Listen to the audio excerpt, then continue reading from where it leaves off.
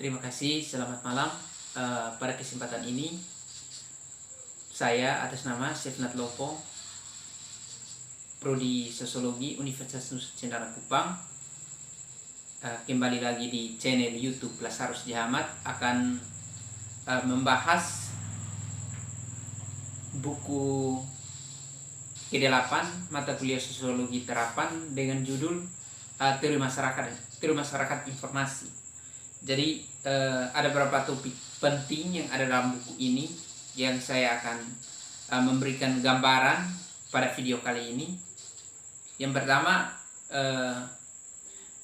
di sini saya kutip ada beberapa ahli yang berbicara atau memberi pandangan mereka dari berbagai macam perspektif mereka tentang masyarakat dan informasi. Yang pertama tentang Karel Manhin.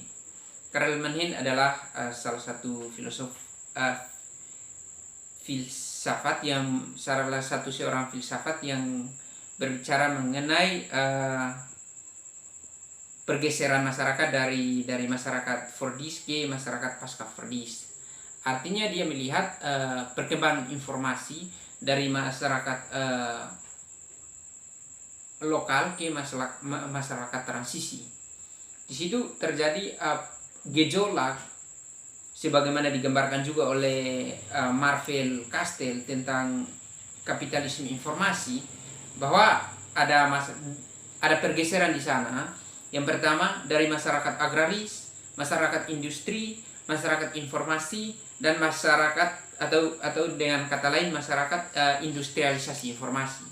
Di situ kenapa Marcel Castell berbicara mengenai kapitalisme informasi, karena berbagai macam informasi yang dihimpun itu akan dikolaborasikan lalu didistribusikan kepada publik, dan ujung dari semua yang dia distribusikan adalah akan menghasilkan profit. Itulah yang dinamakan kapitalisasi atau kapitalisme informasi. Informasi juga dianggap sebagai suatu ciri khas di dunia hari ini, di mana dibangun atas dasar industri informasi sesuai dengan tuntutan global. Media yang menyebar luas sebagai pekerjaan informasi dan internet meyakinkan bahwa orang tinggal di masyarakat informasi adalah takdir dan kita semua. Artinya, kita ketika melihat perkembangan hari ini, media kemudian menjadi powerful dalam kehidupan kita masyarakat. Dalam berbagai macam tindakan kita selalu menjadi ketergantungan pada media. Sehingga seperti pendapat daripada Jürgen Habermas tentang tindakan seseorang bersifat rasional, dia berbicara mengenai ruang publik, tetapi saya lebih tertarik untuk membahas pada kesempatan ini dari pandangan Jürgen Habermas di dalam isi buku ini. Sesungguhnya dia memberi gambaran tentang transformasi informasi yang saat ini melanda dunia dan menjadi suatu kebiasaan yang diarahkan oleh masyarakat. Kenapa saya memberi analogi seperti itu? Karena masyarakat hari ini ketika dia tidak langsung menerima sebuah informasi dari berbagai macam media apapun, tetapi dia akan menghimpun berbagai macam informasi, lalu ketika mengambil sebuah tindakan harus rasional. Artinya dia akan memilah berbagai macam informasi yang diperoleh dari berbagai macam referensi, entah dari surat kabar, entah dari media online maupun stasiun televisi lainnya. Di situ ketika dia menghimpun berbagai macam informasi dari perbedaan stasiun itu, disitulah lahirlah menghasilkan sebuah kesimpulan terakhir. Itu saja sebetulnya substansi daripada pemikiran Jürgen Habermas. Dan juga Karl Manhin ya juga berpandangan tentang masyarakat dan informasi, bahwa sebuah pengetahuan telah dikondisikan secara sosial daripada situasi yang dilanda oleh peradaban dunia hari ini.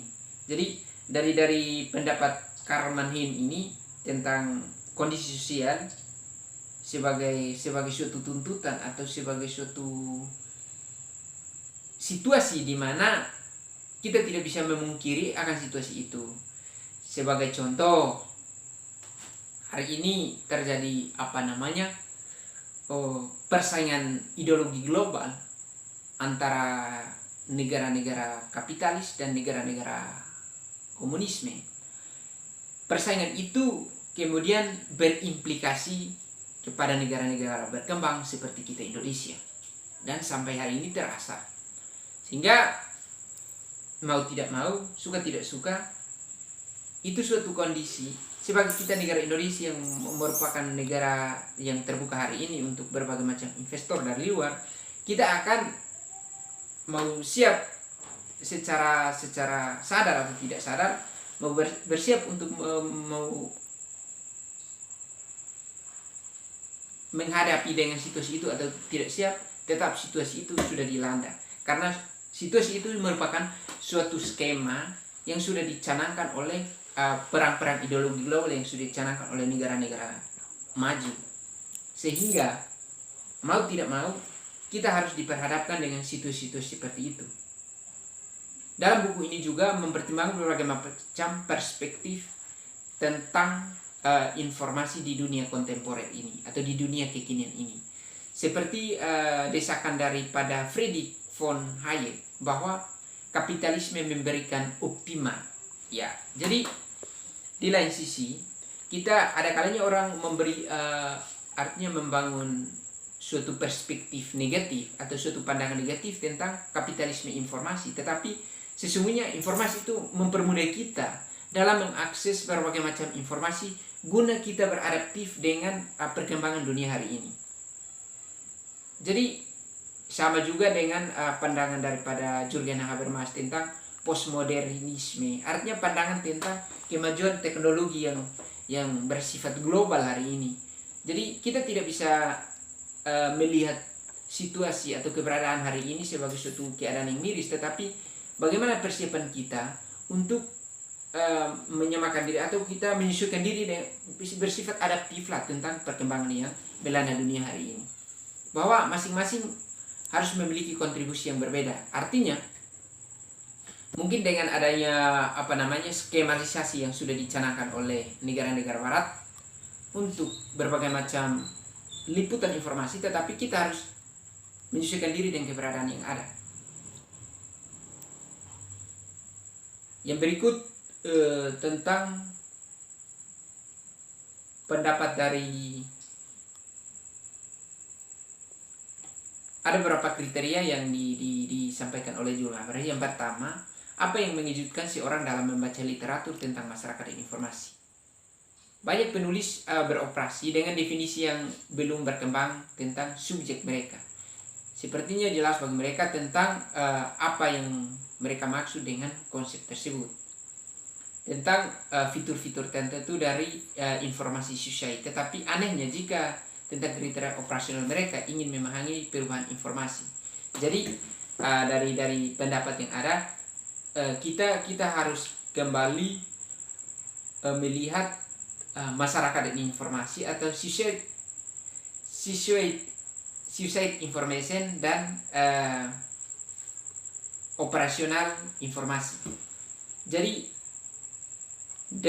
dari berbagai macam penafsiran dalam berbagai bentuk produksi ekonomi, bentuk baru interaksi sosial, produksi ekonomi yang inovatif, itu kemudian orang tidak lagi menganggap itu sebagai suatu kriteria, tetapi justru menjadikan sebagai suatu lahan bisnis. Yang berikut, para sarjana berpikir bahwa ada beberapa informasi yang membuat begitu banyak para sarjana berpikir bahwa inti dari zaman modern adalah ada dua kemungkinan. Yang pertama, ada beberapa kemungkinan, ada 5 kemungkinan. Yang pertama teknologi, yang kedua ekonomi, yang ketiga pekerjaan, dan spesial budaya. Ya, jadi pada kesempatan ini juga saya akan membahas kelima hal ini. Yang pertama teknologi. Kita tahu bahwa teknologi itu jauh lebih bermanfaat terhadap kehidupan masyarakat. Yang kedua, ujung daripada teknologi juga punya efek jerah terhadap ekonomi. Karena segala macam aktivitas teknologi itu membutuhkan ekonomi. Sebaliknya pekerjaan dan juga spesial. Spesial itu ya ngomong tentang bagaimana skill atau talenta yang melekat pada pribadi manusia atau masyarakat. Yang berikut budaya. Budaya itu suatu cipta rasa karsa bersama yang akan mengikuti arus perkembangan. Ya, jadi ujung dari apa yang saya sampaikan, kelima hal ini menjadi suatu topik atau menjadi suatu sistem sosial, jadi saling membutuhkan. Ketika salah satu elemen terganggu, maka sistem itu tidak akan jalan. Mungkin itu yang bisa dapat saya sampaikan pada kesempatan ini. Kurang lebihnya saya mohon maaf atas seperti yang saya ucapkan. Terima kasih.